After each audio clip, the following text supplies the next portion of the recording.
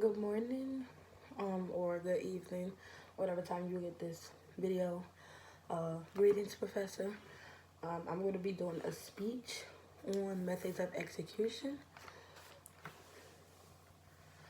Um, when people often think about the methods of execution, they often think of the electric chair or the lethal injection. However, there are other methods of execution that the United States have used over the couple of years that people haven't really heard of. So in my speech, I'm going to be explaining the process and how it kills you. Um, so the first thing I'm gonna talk about is the lethal injection, which is they place an IV inside your arm and inject you with three different types of medications. So the first medication is the anesthetic, which is medicine that makes the prisoner or the individual that's getting executed unconscious. So it just makes them not aware of anything. Yeah. Um, the second one is a muscle relaxer. So it helps the person muscles be calm and help their body to not react like hype or like very rapid during the process. It helps them just stay calm, cool, and collective while the process is happening. Um, the last one is called potassium chloride, which actually kills the person. It stops the heart and causes immediate death. Period. Um, since 1976, 1,337 individuals has been executed by this method. It's not a chance of you surviving. I mean, like if you, how can I put this?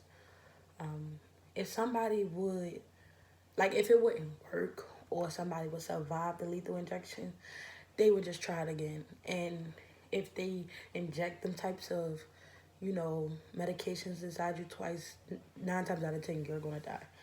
Um, it only takes about 5 minutes to 2 hours for you to die with this execution. It doesn't really take that long. I was looking it up and they didn't really have any cases where individuals, when it have took 2 hours for them to die, usually is within minutes. 32 states authorize this, so it's still legal in certain states and in the United States. The second method I'm gonna talk about is execution. This includes a wooden chair. The person is strapped by the waist, the wrists, and the ankles, and they are to wear this thing on their head. I forgot the name of the thing that they wear on their head, but yeah. So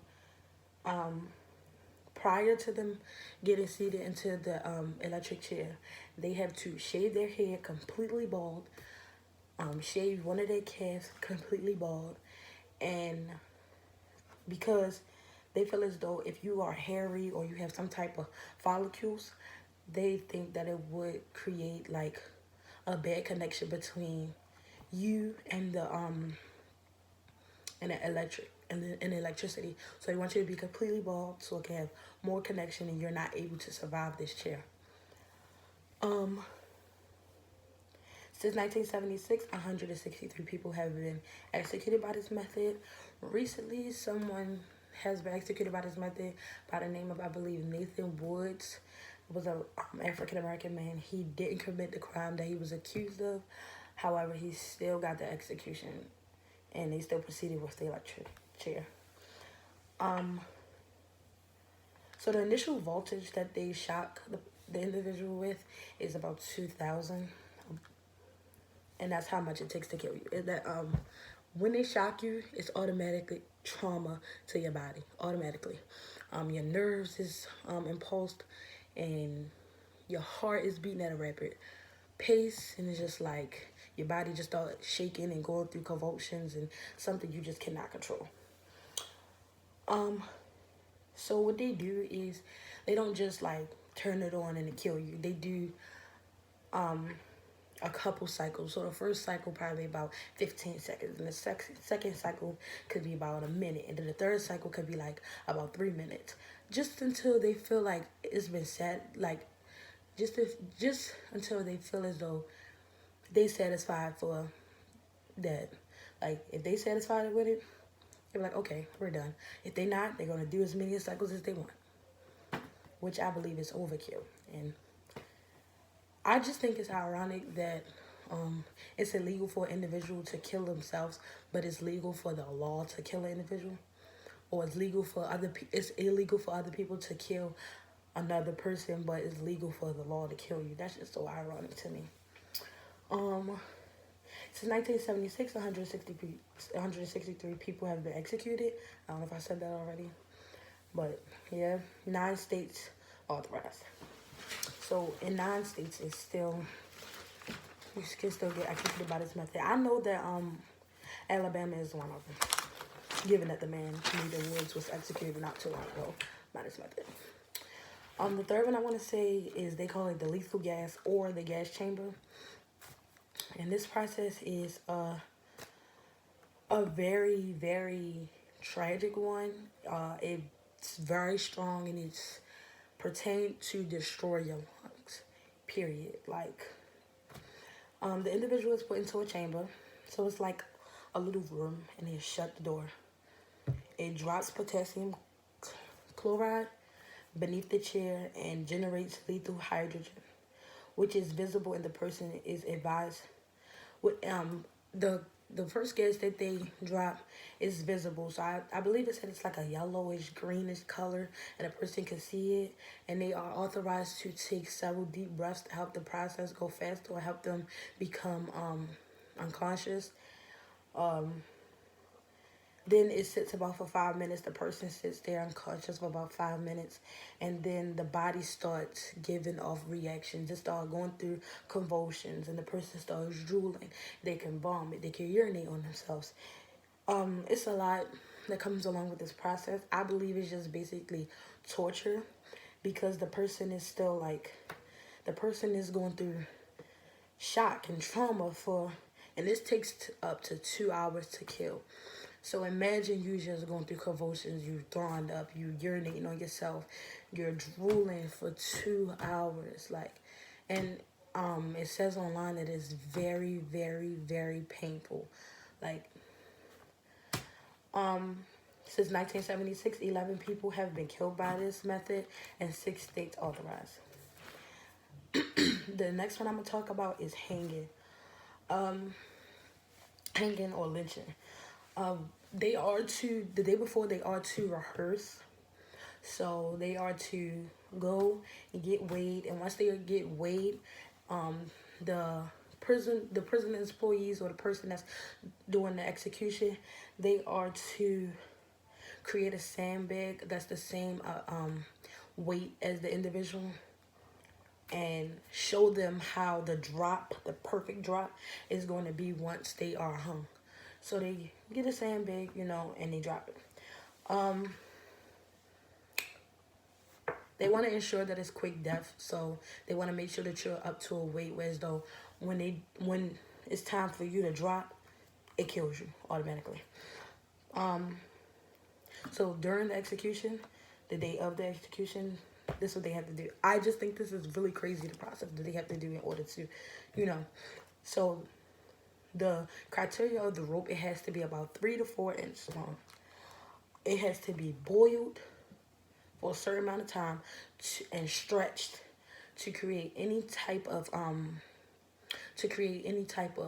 coiling or springing when it's time to hang. So they don't want it to be like once they hang you it's just like very, very springy and you just like bouncing around and you're not dying, you're just sitting there basically suffocating. The knot has to be lubricated with wax or soap to create that smooth knot, and when it's time to, it just can glide, and so it's just very crucial to me. They want it to be lubricated so it can have a smooth action, so when they drop you, the knot can go ahead and hold that grasp, and yeah. Since 1976, 3 people have been executed by this method, and 3 states authorized to this day. It's gonna be a little bit longer than 10 minutes. Lastly is the firing squad. This is not common within like jail or like imprisonment. It's really common in like war. I mean, in times of war or in like the military. So, the prisoner or the individual is to stand in the middle of a squad of people, face them. They have the options to either sit or stand. This one is the most fatal and very, very, very crucial, and I believe it's just like overkill, overkill. They are placed into the middle of a group. They are blindfolded. They can stand or sit, and they do 3 rounds. The first round is firearms, so they shoot you and they aim at vital organs such as your heart, your neck, the back of your head, your lungs, etc. They are restrained. They cannot move. They cannot do anything. They cannot talk. Nothing. The second round is bows and arrows, and then the third round is crossbows. So I feel as though like once the firearms has already shot where they're shooting at, and you already did, y'all gonna go again and again to make sure that that person is dead. Like that's straight overkill. Like you already shot the person. You already did what you have to do, but you're gonna go ahead and go with a bow and arrow, then go with a crossbow. The person is dead, bro. Just since 1976, 3 people has been executed with this method, and 3 states authorized.